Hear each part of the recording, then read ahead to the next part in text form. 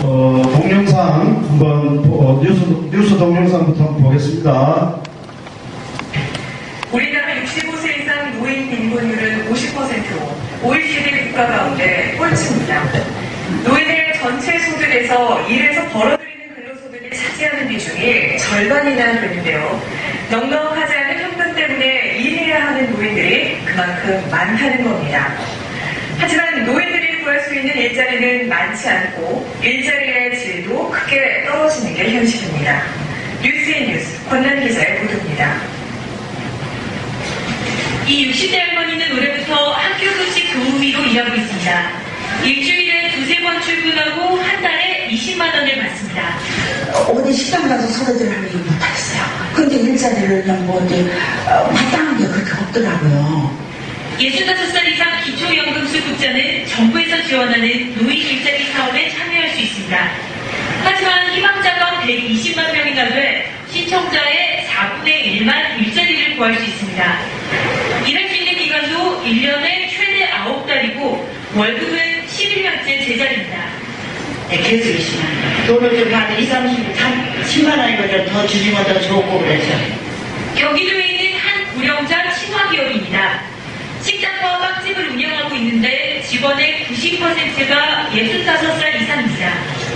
한 번 취업해 별 문제가 없으면 계속 일할 수 있고 월급도 80만 원에서 120만 원 정도여서 노인들에게 인기입니다.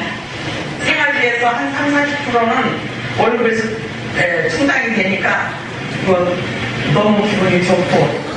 하지만 이런 고령자 친화기업은 전국에 61곳, 고용인원은 600명에 불과합니다. 1년 동안 직원 월급의 절반을 지원하는 정부 유인책이 큰 효과를 발휘하지 못하고 있는 겁니다. 제도적인 생태계를 좀 만들어준다든지 또는 제도적인 장려책들을 만들어 주어서 기업이 조금 더 적극적으로 개입할 수 있도록 해주는 게 중요하겠죠. 세계 최고령 국가인 일본은 65살 정년이 지난 뒤에도 고용을 가급적 유지하도록 하는 계속 고용 제도를 시행하고 있고 또 고령자를 고용하면 우리도 5천만 원 정도를 지원하는 등 노인 일자리의 양과 질을 높이기 위해 힘을 쏟고 있습니다. SBS 권난입니다. 자, 이제 어르신들 일자리 대비되는 게 뉴스에서 보면 시청에서 제공하는 일자리는 있긴 있는데 숫자가 적고 소득이 너무 돈이 얼마 안 된다. 근데 뒤에 그 빵집 이야기 좀 나오고 하니까 일을 하면서 소득도 높고 보람도 느끼고 뭐 이렇다는 두 가지 이야기를 한 거예요. 이 뉴스에서.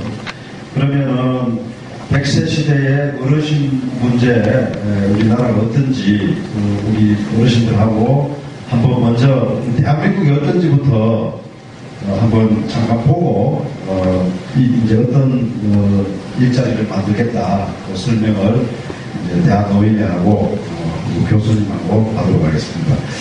앞서 우리 소영환 회장이 말씀드렸듯이 대한민국의 인구는 지금 한 5,100만 명 정도가 있는데 만 65세 이상 어르신 만 65세 이상을 어르신이라고 법적으로 그렇게 분류를 합니다. 그 어르신 인구수가 680만 정도 된답니다. 우리 전체 인구의 약 한 13% 정도 차지한다고 그러고요. 근데 이 많은 어르신들이 절반 정도가 100세까지 사는 건 좋은데 좀 편안하고 행복하게 살게 해주라 이런 요구들이 있습니다. 왜 그러냐? 680만 명의 어르신 인구 중에 절반이 솔직히 노년 빈곤에 시달리고 있다. 돈이 없다는 이야기예요. 쉽게 이야기해서 우리나라가 특별히 좀 그렇다는 거고요.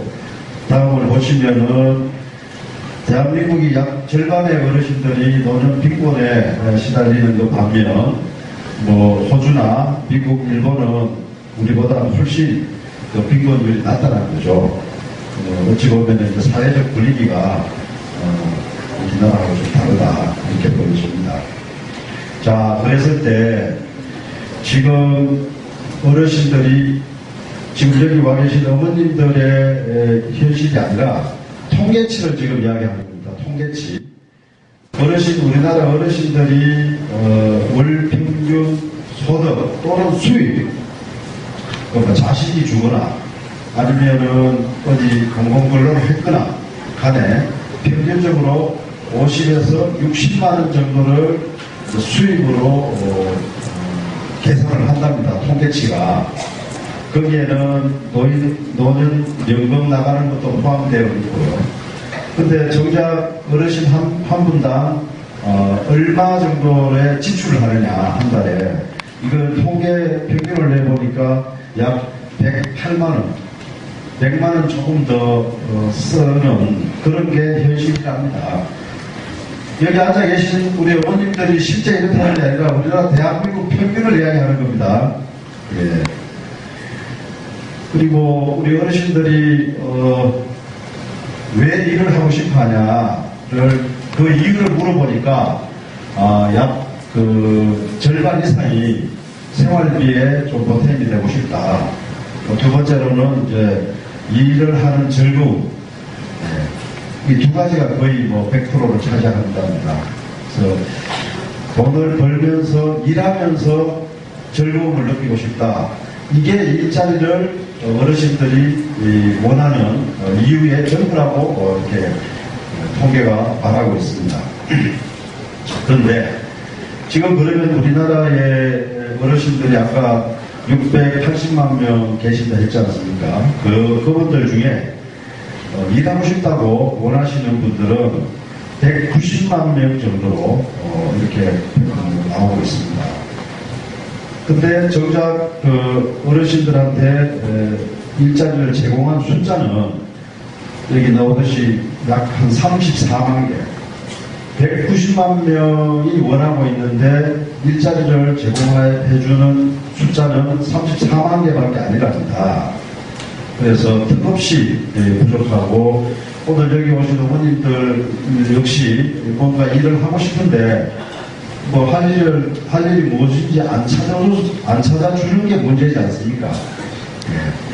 저 대다수의 어르신들은 일을 하고 싶은데 나한테도 일자리를 주라. 근데 뭐가 있는지 나는 모르겠다. 이제 이런 현실이라는 게 아닙니다. 그리고 이제 또 한 번 보면은 아까 우리 부시장님 이야기했지만 시청이나 정부에서 제공하는 공공형이라고 합니다. 공공형 일자리는 아까 34만 개 일자리 중에 거의 90%를 차지하고 이 공공형 일자리에서 나오는 소득이 어떠냐 다음 페이지 보면 이렇게 제공하는 일자리는 월 소득이 20만 원밖에 안 됩니다. 평균적으로. 반면에 아까 초반에 그 뉴스 보도에 의하면은 아까 빵집 화면 넣어 있지 않습니까? 그러니까 시장에서 만들어주는 일자리는 한 100만 원 이상 나오고 제가 말 시작할 때 어르신들이 수입은 5, 60만 원이고 지출은 108만 원 된다고 했지 않습니까?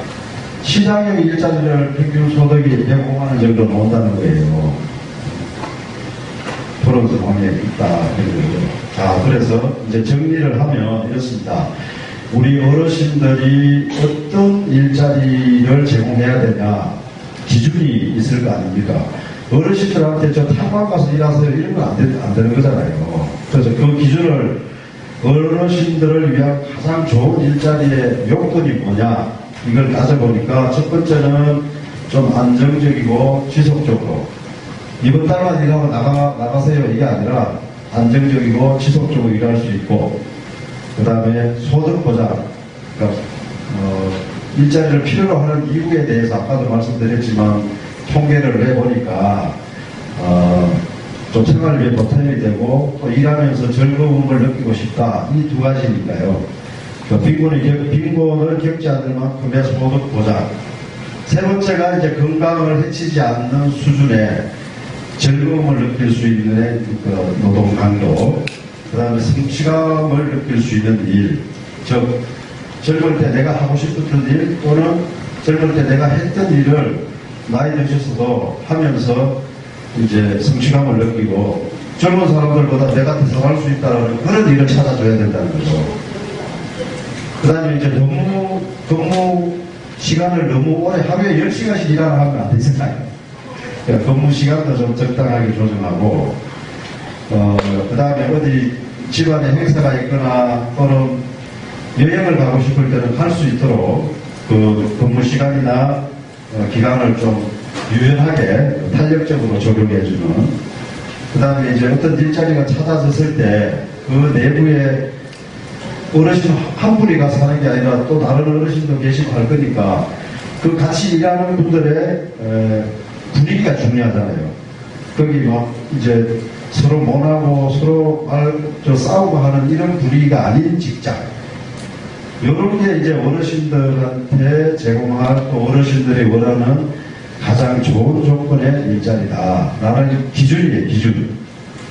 그래서 오늘 우리가 제목이 반려동물 그 사고를 통해서 어르신들한테 방금 말씀드린 이런 조건의 일자리를 창출을 해드리고 싶다. 그것을 어떻게 하면 되느냐에 대해서 이제 말씀을 드릴 겁니다.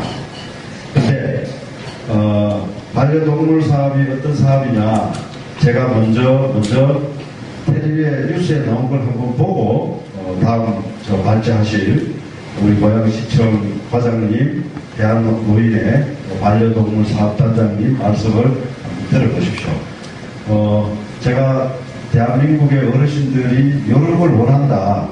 또 대한민국 어르신들이 여기에 와 계신 부모님, 아버님만 그런 게 아니라 대부분의 어르신들이 일자리를 원하고 있다.